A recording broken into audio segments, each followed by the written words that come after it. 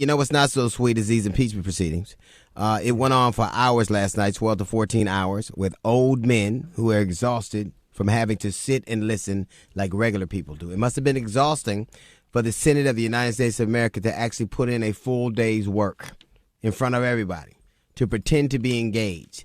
And all that happened was they voted along party lines for almost every adjustment they tried to make.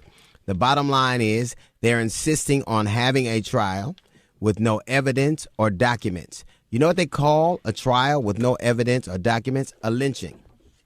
And this time they are lynching the truth because the American people deserve to hear what really happened. 70-some% of them want to witnesses. They want to find out what Bolton knows and Mulvaney knows. They want documents. In other words, they want to make an informed decision. And the Senate is hell-bent in keeping that information from them.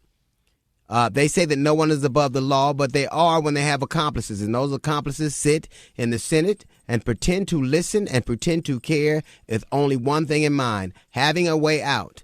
The more people hear, the worse it gets for this president. He clearly obstructed justice. He planned, and he said it over and over again. He clearly denied the Ukraine those funds for his own personal devices. He was trying to mitigate the damage that was going to be done to him by Biden with the white working class. And there was no other reason than that. It was interesting because I hear people contorting backwards to find a way to justify what's happened. Well, they got the money eventually. Well, let me ask you something. If you took somebody hostage for a little while, still wouldn't they be hostage? You can't get nobody a little pregnant. You can't blackmail nobody a little bit.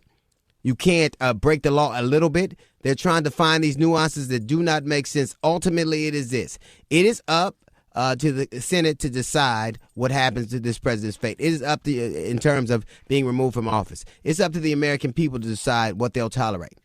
Right now, we live in a world where the constant adage is no one is above the law. Is that true?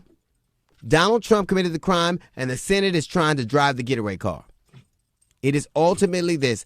Now we are going, I said this before, now we get to decide what truth is. We get to parse it out. We get to contort it. We get to minimize it. We get to make it fit into whatever, shoehorn to whatever idea of it is. Is you is or is you ain't. Did he did it? Did he do it or did he not?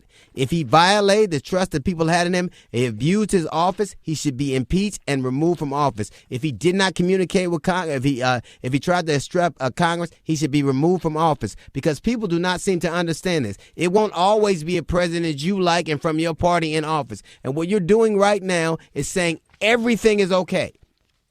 Everything is okay. You can consort with it. You can try to thwart the will of the people by working with somebody else to subvert the American election system. You can hold the money that's duly appropriated by Congress. You can lie. You can hold evidence. You can make everything. You can do everything you want. If that is the case, we no longer have a president. We have a king.